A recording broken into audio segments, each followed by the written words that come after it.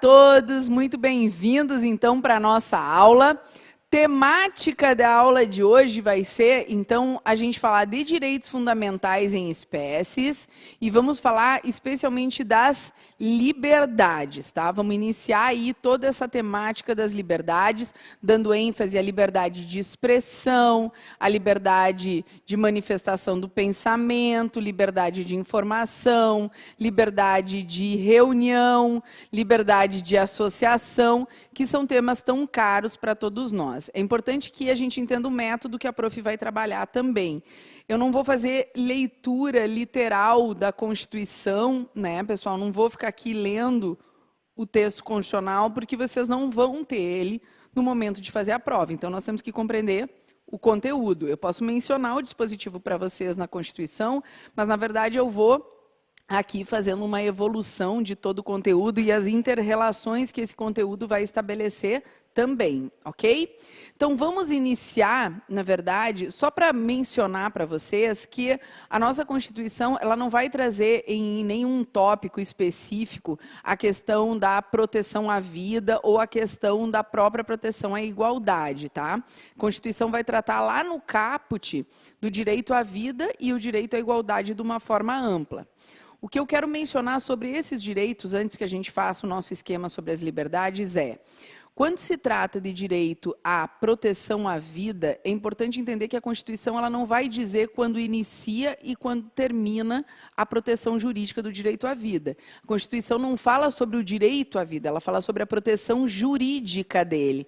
Então, nós começamos a proteção jurídica do direito à vida a partir da própria noção da gestação, quer dizer, nós não vamos ter aqui, constitucionalmente, a possibilidade de livre escolha no que se trata ao aborto. Os casos de aborto, eles são determinados, né, pela nossa legislação penal e por uma interpretação do Supremo Tribunal Federal na DPF 54. Então, nós temos o caso do risco de vida à mãe, o caso de estupro e o caso de fetos anencéfalos, que através de uma interpretação conforme do artigo 50, da ADPF 54 da Constituição, em relação ao artigo 128, e nós temos que a proteção jurídica do direito à vida se encerra a partir da lei de transplantes de órgãos e tecidos. Por quê? Porque diante da falta de atividade cerebral é que nós vamos autorizar, por exemplo, a questão do transplante de órgãos. Então, é ali que se encerra a proteção jurídica do direito à vida, com a morte cerebral, tá? Esse vai ser o nosso critério. Vocês sabem que o Brasil não admite eutanásia, justamente por ser uma ampla proteção ao direito à vida. E quando a gente trata do direito à vida numa dimensão positiva, nós vamos dizer que o direito à vida ele está conectado com essa noção de viver também diante de condições de dignidade. Por isso que é tão comum a gente associar o direito à vida à questão da vedação à tortura, associar o direito à vida à questão da proteção da integridade física, associar o direito à vida em relação à condição da proteção de saúde, porque justamente se trata de um papel e uma dimensão do Estado de agir positivamente para te dar condições também do exercício de uma vida digna, né?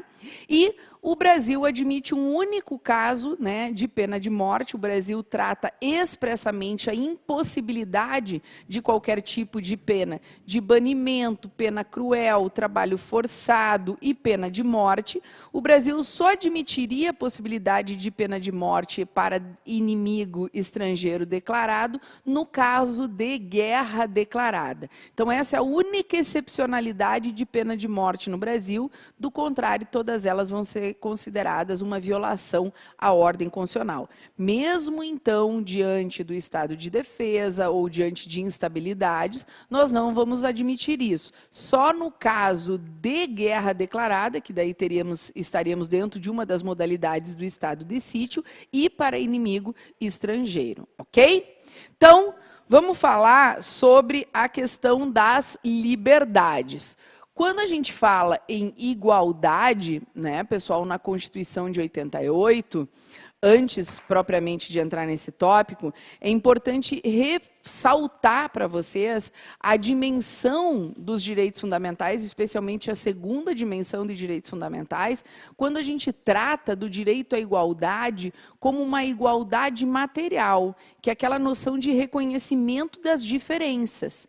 Então, é plenamente possível nós termos políticas públicas e nós termos tratamentos desiguais, desde que eles sejam com a condição de igualar os seus sujeitos. Ou seja, por que nós vamos ter políticas públicas para cotas raciais, para cotas de deficientes em concursos públicos? Nós vamos ter porque nós reconhecemos a desigualdade que há no mercado de trabalho privado para pessoas que possuam uma deficiência. Por essa razão, nós vamos ter políticas públicas que permitem que haja, na verdade, uma certa interferência para a promoção de uma igualdade.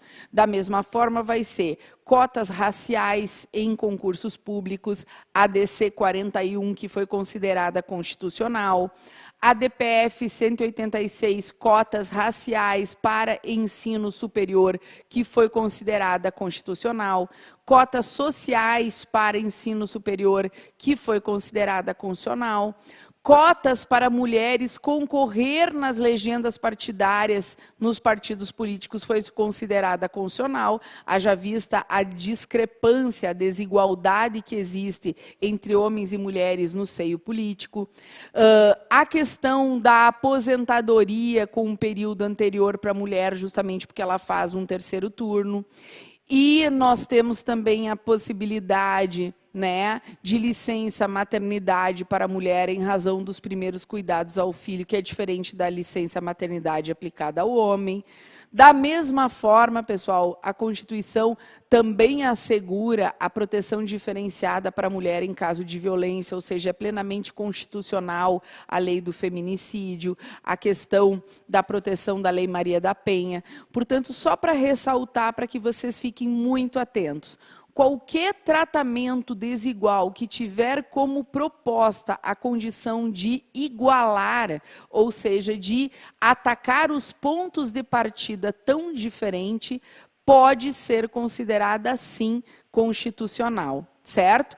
Tanto é que mesmo a diferença de idade, peso e altura em concursos públicos, desde que prevista por lei, foi considerada constitucional. A súmula 683 do Supremo Tribunal Federal vai dizer que é constitucional diferenças em concursos públicos, desde que prevista em lei, se a natureza do cargo assim exigir. Se a função que você vai exercer vai exigir que você tenha uma idade compatível para o exercício dela, é plenamente constitucional. Então, vocês vão ver que há muitos concursos na segurança pública que vai ter diferenciação de peso, especialmente de altura e de idade, né? Além de outros concursos que podem ter outros tipos de exigência. Por exemplo, um concurso para motorista que vai ter exigência de habilitação, né? Com carteira, obviamente, de motorista para poder concorrer à vaga.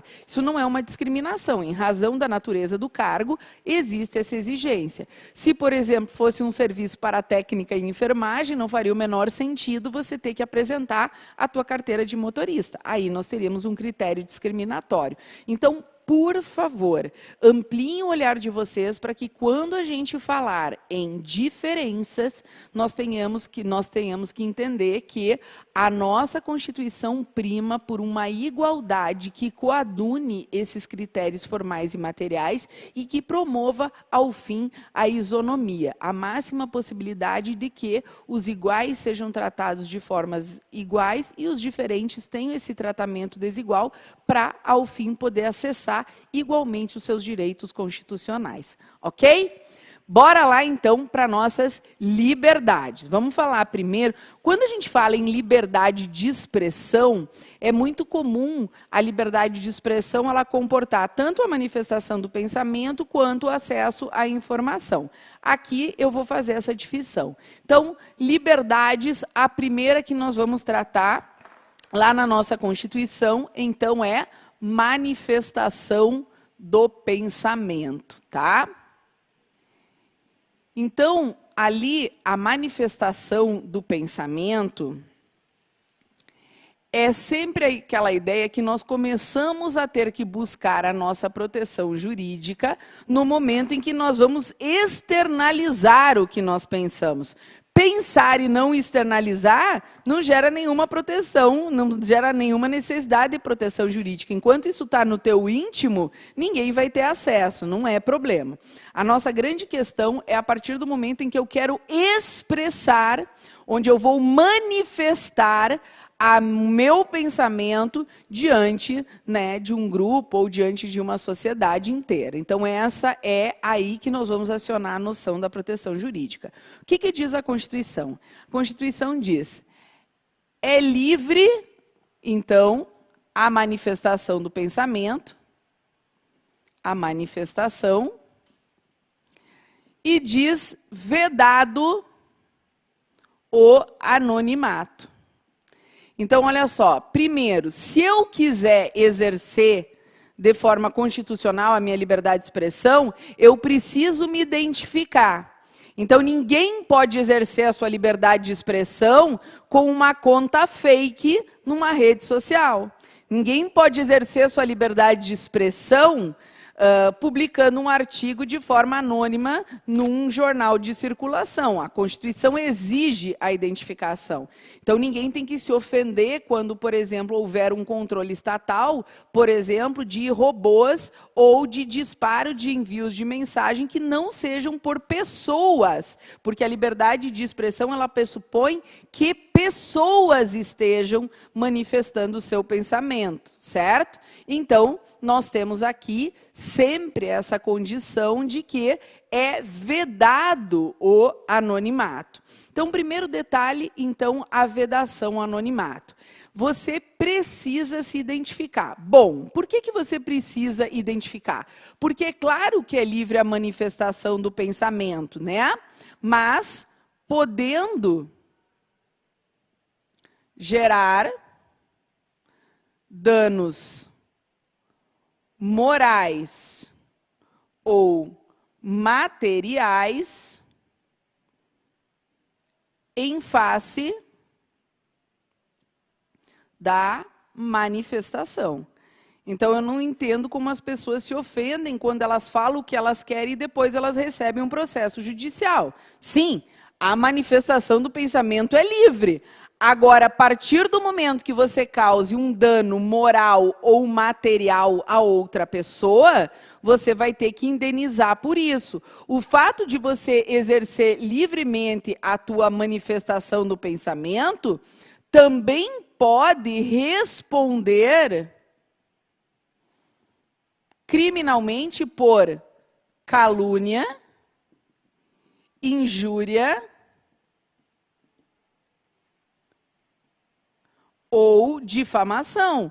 Então, você tem direito a se expressar, mas se você caluniar, injuriar ou difamar alguém, você vai ter que responder pelos seus atos. Então, parece que o Brasil ele confunde um pouco isso. A liberdade de manifestação é, de fato, você poder falar o que você pensa. E não você não responder pelas consequências dos atos a qual a tua manifestação decorreu.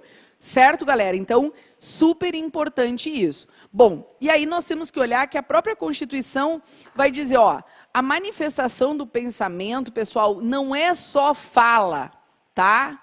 Então, é fala, é expressões, é gestos, é escrita, é música, é arte, claro que arte é música, mas eu quero dizer arte, você pinturas, etc.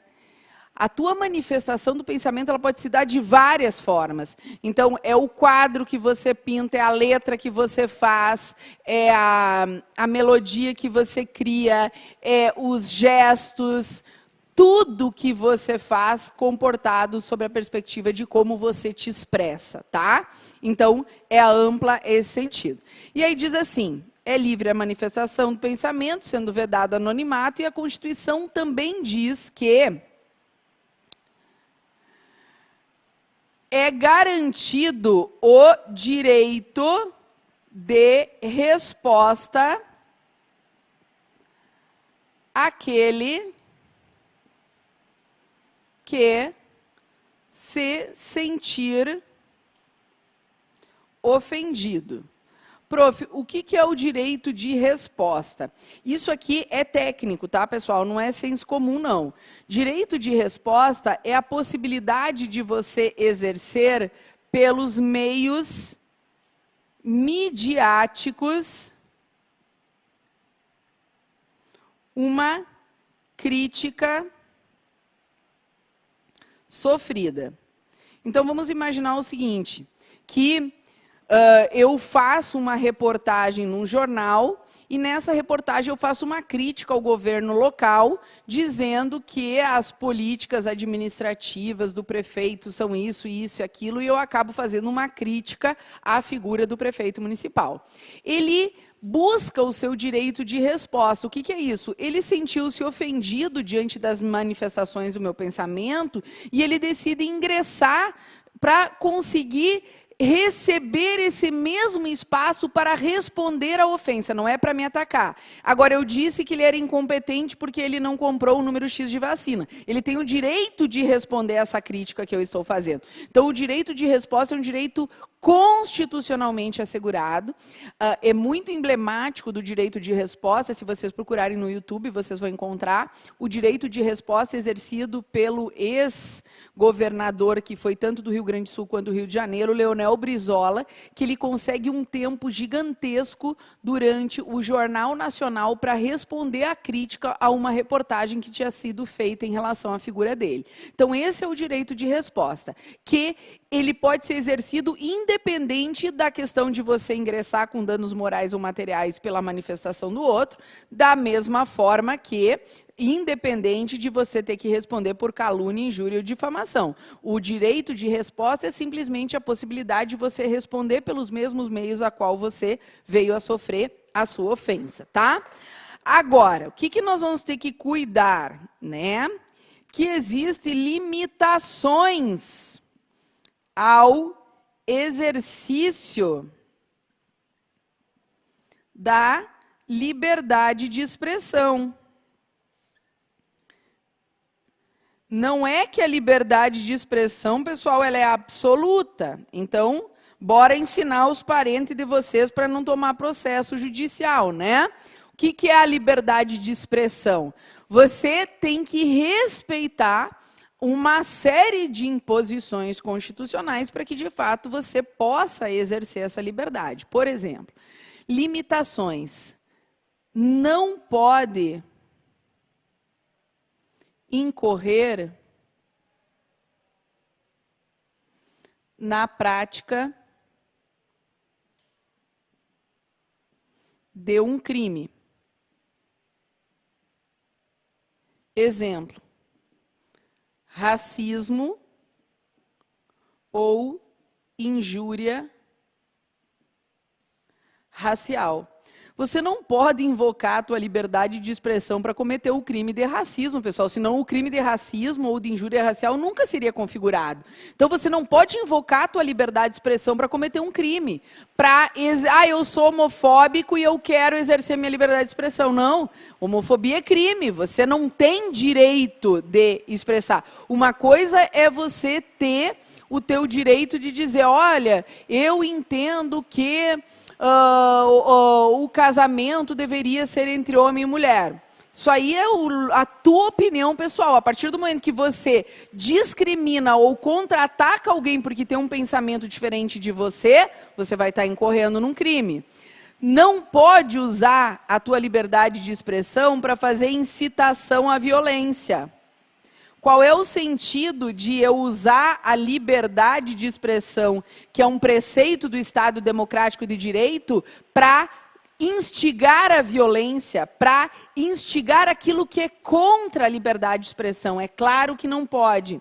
Da mesma forma que a liberdade de expressão ela não serve ao discurso de ódio, porque a liberdade de expressão ela prima pela pluralidade. O que é um discurso de ódio? Por exemplo, você fazer um discurso incitando, por exemplo, a discriminação de um determinado grupo. Olha, nós vamos ter que defender, nós temos que contra-atacar os imigrantes que estão entrando no Brasil, nós devemos excluir, não empregar, nós devemos expulsar esses imigrantes. Quer dizer, eu vou contra aquilo que a Constituição diz, né?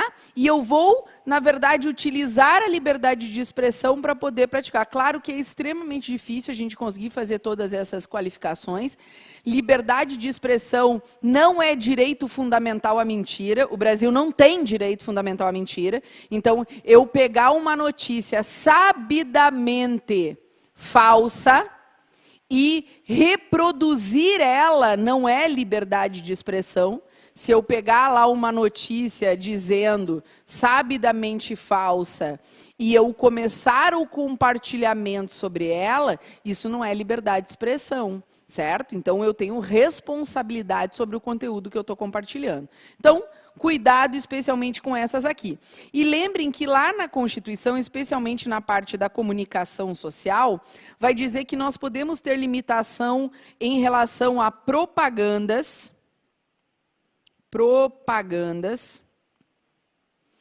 envolvendo crianças, bebidas alcoólicas,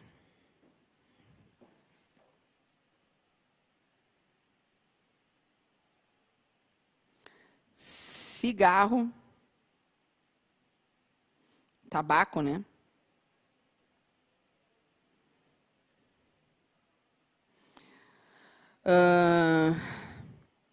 Medicamentos, agrotóxicos.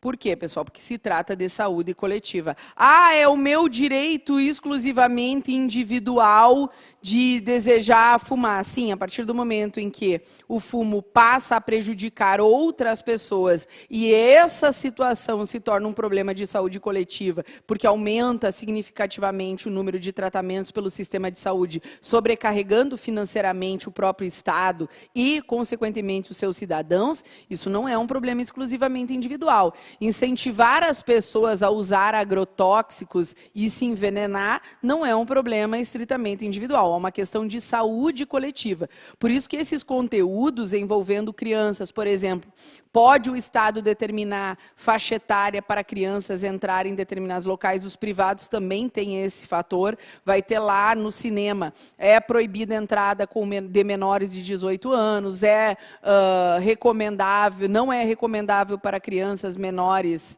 para adolescentes menores de 16 anos, vai ter lá a proibição de propagandas com bebidas alcoólicas que incentivem adolescentes a beber. Vocês sabem que no Brasil não pode ter propagandas mais de cigarros que incentivem as pessoas a fumar, pelo contrário, né, as próprias carteiras de cigarro têm que conter os malefícios pelos quais o cigarro, enfim, acaba levando a população. Então, o Brasil passou a regular isso por uma questão de saúde pública, da mesma forma que nós não podemos ter propagandas incentivando o uso de automedicamentos, ou seja, que a pessoa passe a se automedicar, cada vez que tiver dor de cabeça, tome Doril, que não necessita de indicação médica. Não, ao final de cada propaganda tem que constar lá, no final, não deixe de procurar o seu médico, não é indicado o uso da automedicação, que é uma forma de dar ciência à própria sociedade. Então, pode haver limitações, claro que tem que ser proporcionais também nesse sentido. Importantíssimo, né, pessoal? Artigo 220 da Constituição, parágrafo 2º, se não me falha a memória, tá? No 220, parágrafo 2º, vai dizer que a Constituição veda qualquer forma de censura, ou seja, artística, política ou ideológica. Aqui nós já tivemos 2 julgamentos importantes aqui. O primeiro foi o julgamento da biografia não autorizada, à época que foi publicada uma biografia não autorizada do Roberto Carlos. O sentido do Supremo Tribunal Federal foi entender que, pela liberdade de expressão, não tem como proibir uma biografia por não ter sido autorizada pelo autor. Uma vez que tenha qualquer conteúdo ofensivo ou qualquer conteúdo que tenha, que possa gerar algum tipo de constrangimento, ele vai poder entrar judicialmente e buscar a proteção dos seus direitos. Mas que impedir a circulação seria uma forma de censura, tá? Da mesma forma, nós tivemos um caso interessante que foi de alguns artistas humorísticos que faziam imitação de personagens políticas conhecidas no nosso meio, que entrou-se com a ação judicial para impedir que ele fizesse essas imitações. E se entendeu que isso seria uma censura, que a crítica política ela não pode sair do meio democrático, ainda que ela seja, por exemplo, por meio do humor, como historicamente foi feita através da música, do humor, da arte como um todo, tá? Então, diz lá, é vedada toda e qualquer forma de censura de natureza política, ideológica ou artística. Agora, cuidado o seguinte, tá, pessoal? Não dá para confundir censura com o direito de cometer crime. Censura é aquilo que é lícito e que está sendo proibido de ser exercido. Se eu ameaçar a vida de alguém, se eu cometer crime de racismo, se eu cometer crime de injúria, se eu cometer crime de homofobia, se eu incitar a violência, a gente não fala em censura. Aqui há uma tipificação penal. Então, eu não posso incorrer em algo que é proibido. Lembrem que tudo que não é proibido é permitido. Isso é proibido. Então, eu não posso invocar o meu direito à liberdade de expressão para cometer um crime. Perfeito? Então, está aqui o nosso resumo da liberdade de expressão, manifestação do pensamento e tudo que vocês têm que cuidar numa questão da OAB. Agora vamos falar da liberdade de acesso à informação. Tá? Então, lá na nossa Constituição, o acesso à informação, basicamente no artigo 5º, inciso 6º, e artigo 5º, inciso 33, tá? Falou em acesso à informação, pessoal, essa é uma lei que foi cobrada não uma, nem 2, nem 3 vezes na prova da OAB. Eu reservaria um espacinho para dar uma olhada na Lei 12.527, especialmente nos primeiros dispositivos, tá? O que diz a Constituição? Que é garantido, então, o acesso à informação, ou seja, todos nós temos o direito de buscar a informação, de passar a informação e de ser informado. Eu costumo dizer que há uma tripla dimensão aqui, tá? Que é o meu direito de buscar a informação, é o meu direito de ser informado, mesmo que eu não busque a informação, e é o meu direito de passar a informação. Então, vamos dar um exemplo aqui. Meu direito de buscar a informação, qualquer um de nós pode fazer uma petição para o poder público pedindo a informação que é do seu interesse e que você não localizou. Por exemplo, eu quero saber quanto o poder público gastou com educação no ano, no orçamento de 2020 no município X. Você tem direito a isso? Evidente que você tem, porque é uma informação pública de interesse coletivo. Você pode buscar essa informação se você não localizou ela. Bom, ninguém está pedindo para o poder público quanto ele gastou no orçamento público em 2020. Isso desonera o poder público de te informar? Claro que não. O poder público, ele vai fazer, através dos portais de transparência, ele vai ter que te informar, mesmo que você não busque essa informação. Então, o Poder Legislativo vai ter portal de transparência, Ministério Público, Poder Judiciário, Poder Executivo no âmbito federal, estadual, municipal. Todos aqueles que contratam com a administração pública e recebem verbas, subsídios da administração pública, vão ter que prestar transparência dessas informações. Então, ainda que ninguém busque, existe um dever de prestar. Então, é importante que, se de um lado eu tenho o direito de buscar a informação, de outro lado, alguém tem o dever de prestar a informação. Essa relação é importante, porque, por exemplo, vocês têm o direito de saber quanto a professora Caroline ganha por hora no CEISC? A resposta é não. Por quê? Porque está aqui o meu direito à privacidade e eu não exerço nenhuma função pública aqui no CEISC que eu tenha o dever de prestar. Por isso que é importante essa relação entre direito e dever. Agora, se eu sou, por exemplo, uma professora universitária de uma universidade pública, vocês têm direito de saber quanto eu ganho? A resposta é sim. Por quê? Porque quem está me pagando é o dinheiro público. Então, nós temos um dever de informar. É importantíssimo vocês entenderem essa relação. E mesmo essa discussão sobre salários de servidores públicos já foi decidida pelo Supremo Tribunal Federal e prevaleceu a ideia do acesso à informação. Então, os cargos, né, vão ser discriminados e serão, obviamente, constados lá no portal de transparência quanto a pagamento sobre qualquer um dos cargos dentro da administração pública.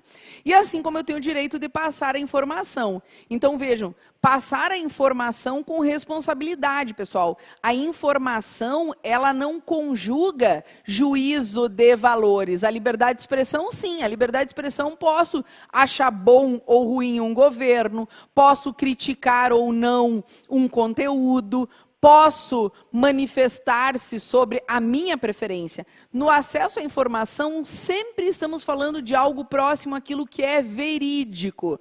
Então, você não tem o direito de compartilhar uma falsa notícia para ludibriar outra pessoa. Você tem o direito de passar a informação. Então, se você entende que essa é uma informação verdadeira e que ela é relevante, você vai passar essa informação, que é um direito constitucional teu. Então, quando você pediu as contas lá e apareceu o quanto foi gasto no orçamento público, você tem o direito de compartilhar essa informação com as pessoas sem que haja qualquer responsabilização por isso. A responsabilização, ela parte a partir do momento em que você coloca lá: vejam como o prefeito municipal gastou mal o nosso dinheiro público. Aí tem um juízo de valor sobre aquilo que você compartilhou. Aí entra a tua responsabilização. Se você colocar só o valor que foi prestado pelo poder público, ele não tem sequer como entrar com algo contra você, porque você não emitiu um juízo, você simplesmente compartilhou uma informação, ok? Então, você tem esse direito de também passar a informação. Beleza. Qual que é a regra constitucional, tá? A regra constitucional é o acesso. E o sigilo é a exceção. Ou seja, quando nós vamos admitir sigilo segundo a Constituição? Quando for uma informação de relevante interesse público para a questão da segurança do Estado.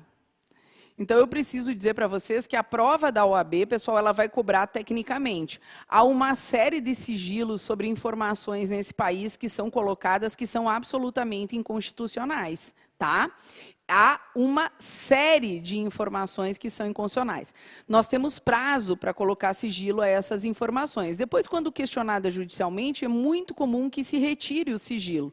Mas nós temos um rol de autoridades públicas que podem agravar as informações com sigilo, tá? Então, o que diz a Constituição?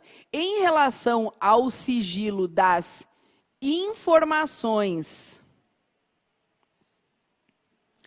públicas e de interesse coletivo, o que a lei vai dizer? Que nós podemos impor sigilo de ultrasecreto, por exemplo, uma operação do governo contra um grupo terrorista, vai ser uma informação ultrasecreta, vai poder ficar em sigilo 25 anos, depois tem que abrir a informação ao público. Nós temos a informação sigilosa, né? Ou secreta, que aí nós temos 15 anos, e nós temos a informação reservada, que daí o sigilo é de 5 anos. Mas a OAB, toda vez que cobra isso, ela coloca com muita clareza aquilo que é uma informação de interesse coletivo, de caráter público. Eu me lembro de uma vez que a OAB diz assim, a informação sobre orçamento público pode estar em sigilo? É claro que não, porque orçamento público é interesse de todos nós. Nós tivemos um caso que foi um mandado de segurança, que foi julgado pelo Supremo Tribunal Federal, na figura do ministro Luiz Fux, que foi de uma grande empresa que contratou com o BNDES e que pediu para colocar informação como secreta durante 15 anos. Como assim? O dinheiro é público, o dinheiro que foi emprestado pelo BNDES foi financiamento público. Como é que nós, o Tribunal de Contas da União, não vai poder ter acesso para fazer a fiscalização e saber se houve fraude ou corrupção? Então, o Supremo Tribunal Federal determinou o acesso a essa informação. Então, vocês têm que cuidar isso, que a regra é abre, só pode em sigilo. Daí vocês poderiam perguntar, prof, mas nós vemos um monte de autoridades públicas que colocaram sigilo. Sim, a lei também prevê que, sobre questões pessoais dos chefes e dirigentes de Estado, nós podemos impor sigilo de até 100 anos. Mas seriam situações para segurança daquela autoridade pública, e não situações como, por exemplo, aquilo que envolve o gasto de dinheiro público. Então, tem muito sigilo que é colocado no Brasil que é plenamente inconstitucional. Sigam a regra da Constituição e não confundam com a prática, tá? Então, aqui nós teríamos essa questão. O que nós temos que saber, então? Que lá no artigo 33 vai dizer que todos têm direito de receber de órgãos públicos informações de seu interesse particular ou de interesse coletivo ou geral, que serão prestadas na forma da lei, sob pena de responsabilidade, ressalvada aquelas cujo sigilo seja imprescindível à segurança do Estado e da sociedade. Então, pessoal, quando houver segurança do Estado, da sociedade, nós vamos ter sigilo, assim como vocês sabem que há processos judiciais sigilosos como forma de garantir a proteção da privacidade e da dignidade daquele que está denunciando. Por exemplo, os crimes sexuais, os que envolvem menor de idade. Então, tudo isso é óbvio que nós teremos a possibilidade de sigilo. Só que quando eu falo em informações públicas de caráter coletivo, vocês têm que lembrar que não se trata apenas, não só aplicáveis a órgãos públicos, mas para todo aquele que tenha informação, e aí a palavra é informação de caráter público.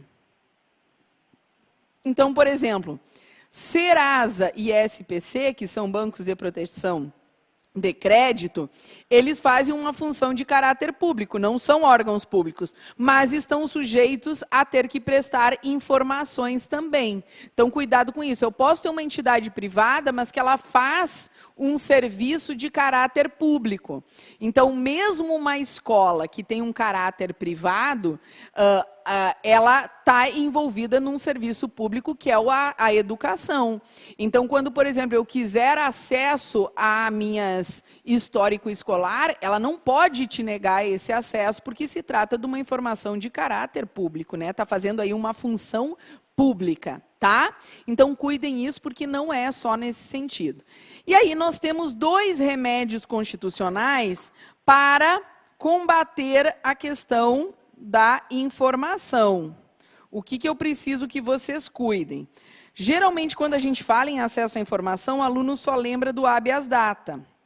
O habeas data, de fato, que surgiu com a Lei 9.507, ele serve para o acesso à informação. Mas o habeas data serve para acesso à informação personalíssima e não para informação pública ou de caráter coletivo. Para uma informação personalíssima e desde que haja pedido na via administrativa.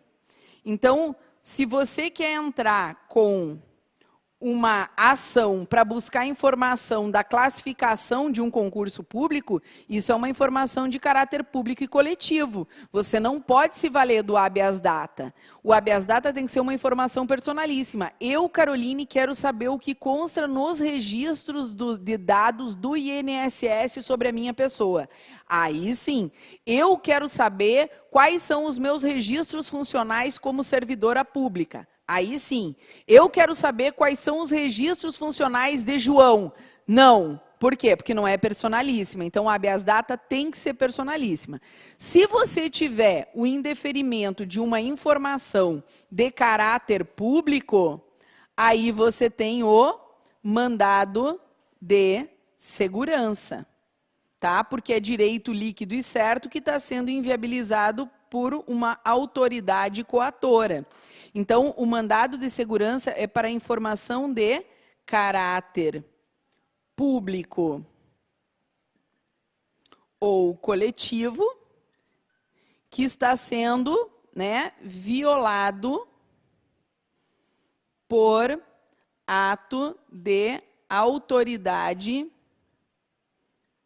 coatora. Claro que você tem que provar a liquidez do direito. Você tem que demonstrar, por exemplo, já provar que a autoridade te negou, porque senão você vai ter um grande problema, porque o mandado de segurança ele precisa ser direito líquido e certo. Ou seja, não há espaço para instrução probatória em mandado de segurança. Você já tem que trazer aí todo o resultado da tua demanda, tá? Então, você já tem que provar. Cuidem essa relação, porque a OAB gosta de fazer o jogo de mandado de segurança ou habeas data. Habeas data tem que ser informação personalíssima. E, claro, o mandado de segurança ele é subsidiário. Então, caberá mandado de segurança quando não for caso de habeas data ou de habeas corpus. Se for caso de habeas data, jamais você vai poder entrar com mandado de segurança. Então, tu primeiro tem que pensar no habeas data para depois, eliminado o habeas data, você ir para o mandado de segurança. Beleza? Então, essa é o nosso acesso à informação. Lembrando que a Lei 12.527 é uma lei federal, mas que estados e municípios também tendem a criar a sua lei de acesso à informação, ou se não lei, eles vão fazer um decreto regulamentar, regulamentando a 12.527, que diz, então, que todos devem prestar informações através dos portais de transparência, e essas informações dos portais de transparência, elas devem ser em tempo real, ou seja, para que nós possamos exercer o controle social. Para encerrar esse ponto aqui, eu só vou lembrar de um dispositivo para vocês, que é relativo à liberdade de profissão, tá? Diz assim, ó, a Constituição Federal de 88 garante ao jornalista o sigilo da fonte.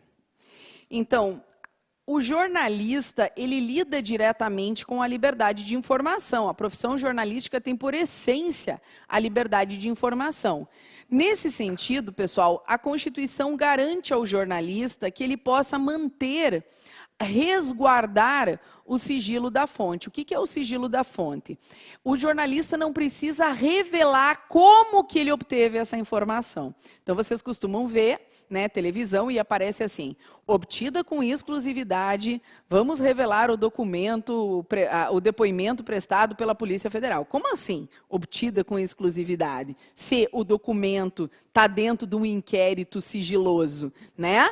Então, o que acontece? O jornalista obteve uma fonte que trouxe para ele a denúncia, que trouxe para ele o documento, que ele não precisa revelar quem foi. Prof, mas o jornalista não vai responder por isso? Sim.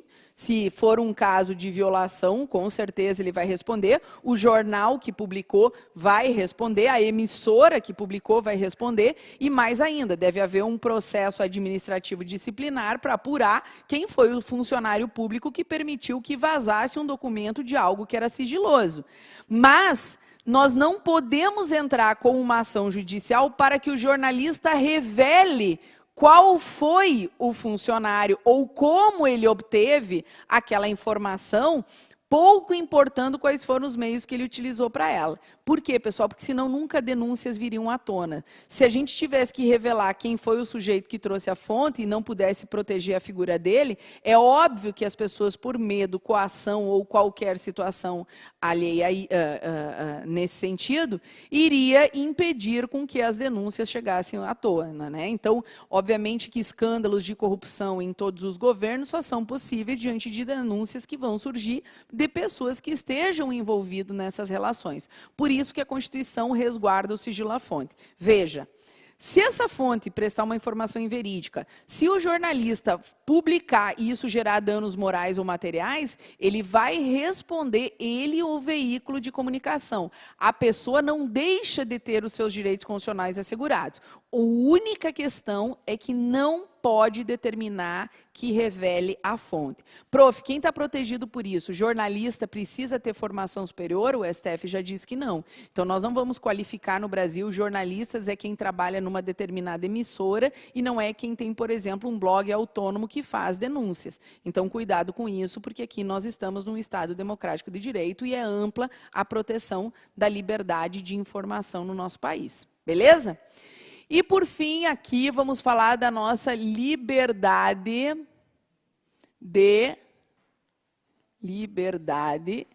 de reunião, tá? Que também é conhecida como liberdade de expressão ou manifestação coletiva do pensamento. Tá? Liberdade de manifestação ou expressão coletiva do pensamento. Que, na verdade, como a gente vem de um período de ditadura militar, né, que foi rompido com a Constituição de 88, ela tem um significado, que é basicamente a possibilidade de você poder protestar, de você criticar o seu governo, de você poder exercer o teu direito de protesto. Ele é constitucionalmente assegurado, sem sombra de dúvida, desde que respeitado aquilo que determina a Constituição. Eu não posso ter um direito de protesto está sendo exercido para fins ilícitos. Eu não posso ter um direito de protesto que tenha violência. Eu não posso ter um direito de protesto que exclua determinadas pessoas de poder entrar nessa manifestação. Então, nós temos que cuidar quais são os requisitos constitucionalmente impostos para que a gente possa exercer a nossa liberdade de reunião, tá? Então, quais seriam esses requisitos constitucionais aqui? Primeiro, né, uma liberdade de reunião ela deve ser feita em locais públicos. Para que qualquer pessoa que queira acessar e se manifestar, ela possa exercer esse seu direito. Então, eu não vou fazer uma liberdade de protesto no seio privado. As pessoas costumam dizer, nossa, mas por que quando vão protestar, vão para as vias públicas atrapalhar o trânsito? Sim, porque protestar dentro de casa com as portas fechadas não faz resultado nenhum. Você tem que ir para um local, inclusive público, para que, de fato, as pessoas saibam por que o teu processo está sendo exercido, tá? Então, locais públicos têm que ter, na verdade, uma finalidade lícita. Você não vai fazer um protesto para incitar a violência e as pessoas invadirem a esplanada dos ministérios e acabar com todos os poderes da República. Você tem que ter uma finalidade ilícita. Você não vai fazer um protesto para que as pessoas, incentivar as pessoas a consumir droga nesse país. Você não pode, tem que ter uma finalidade ilícita, né? Não pode ser armado, não pode ser armado, e aqui é claro que a arma, né, está qualificando a noção da violência. Vocês já viram protestos de indígenas que estavam com arco e flecha, que é uma forma de caracterização do próprio movimento. Aqui no Rio Grande do Sul mesmo, durante a semana de 7 de setembro, é muito comum as nossas manifestações, as pessoas estarem portando arma branca, porque é uma indumentária típica, né, regionalista do gaúcho, não é considerado um protesto violento por conta disso. O protesto aqui tem a ver com a caracterização, tá? Então, o que não pode, é evidente, ninguém vai estar garantido uma liberdade de manifestação no pensamento do Brasil, que as pessoas vão com o seu porte de armas. Ah, professor, mas ele tem porte de armas, ele vai levar para o seu movimento. Ele pode? É evidente que não, porque na Constituição todo o processo tem que ser pacífico, né? Então, nós não podemos defender a ideia de protestos violentos. A Constituição também diz que, para que eu possa ter constitucionalidade do meu movimento, não pode frustrar outra reunião já agendada para o local. Então, imagine, há uma grande e ampla divulgação de que vai haver manifestações no dia 7 de setembro, na frente da praça, da Praça dos Ministérios em Brasília. Bom, eu posso marcar uma outra reunião para esse mesmo local e data? É evidente que não. Por quê? Aquele que fez a sua organização e o seu agendamento primeiro deve ter garantido o exercício dessa liberdade. Porque se nós fizermos um protesto contra e um protesto a favor sobre alguma das pautas marcando o mesmo dia, a hora e local, é evidente que nós temos a possibilidade de conflitos. E por isso nós não temos como assegurar nem a questão da segurança individual de cada um dos manifestantes, muito menos a licitude do próprio movimento. Então, por isso que a Constituição exige que não frustre outra reunião previamente agendada. Por isso a gente fala em comunicação às autoridades competentes. Ou seja, não é pedir para poder realizar o protesto. É claro que se você pedir para o prefeito municipal para fazer um protesto contra o governo dele na frente da prefeitura, a tendência é que ele diga que não, que você não está autorizado. Não é nesse sentido. Então, é comunicar justamente para que aquela autoridade possa até dizer, olha, aqui já está agendada uma outra reunião. Olha, nesse local aqui nós temos a saída de um hospital e, portanto, nós temos o problema de circulação de pessoas, você não pode trancar essa via. Então, é no sentido de justamente trazer organização para o movimento. Agora, temos uma decisão importante do STF, tá? O STF disse assim, ó, que por si só a falta de comunicação não torna ilícito o movimento. Então, ele vai dizer o seguinte, olha, não é porque você não comunicou que automaticamente o movimento tem que ser desfeito. Vamos imaginar que, por alguma razão, naquele município, as pessoas esqueceram de comunicar a autoridade competente. Estão todos reunidos, não frustrou uma outra reunião, não tem armas, é pacífico, né, tem uma finalidade lícita, está num local público. Por que impedir? O STF diz assim, ó, não é isso que torna totalmente inconstitucional o movimento. Então, nós não vamos desfazer um movimento porque esqueceu a comunicação.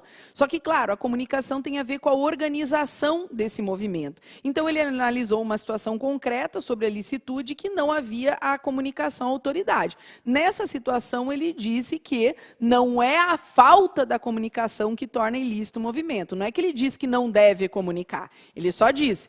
A falta não torna automaticamente ilícito o movimento. Agora, imaginem a situação de um comunica, marca, faz tudo no local e depois outro movimento, sem comunicar, começa a disparar na rede social que ele vai estar na mesma hora e local. É óbvio que nessa circunstância o segundo movimento estaria frustrando outras reuniões, poderia gerar conflitos e por essa razão poderia ser destituído. Então, cuidado, porque a decisão do STF ela foi num caso tentando tratar justamente de uma situação concreta para poder dizer que isoladamente, sozinho, a falta de comunicação, desde que preenchidos os demais requisitos, não inviolabilizaria por si só o movimento. Então, cuidado, porque a liberdade de protesto nada mais é do que a nossa manifestação coletiva do pensamento. É quando, por compactuarmos com as mesmas ideias, nós vamos desejar exercer esse movimento.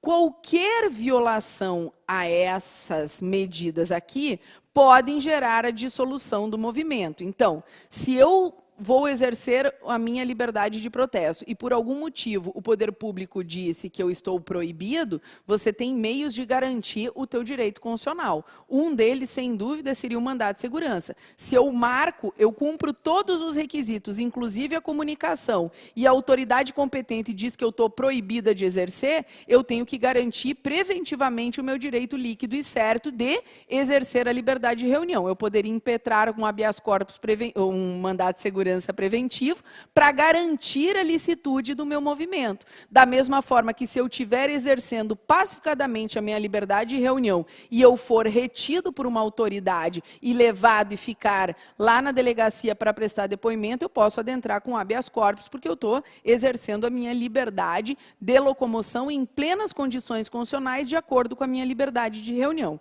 Então, tentem ficar atento porque, às vezes, a questão da prova pode trazer um remédio constitucional para vocês verem como proteger qualquer uma dessas liberdades constitucionais. Ok, meus queridos? Então, na aula de hoje, a gente fica por aqui. A nossa aula sobre, especialmente, aí, liberdade de expressão, manifestação do pensamento, informação e liberdade de reunião. Lembrando que a gente falou um pouquinho também sobre direito à vida e igualdade na Constituição de 88. Um grande abraço a todos e até a próxima aula.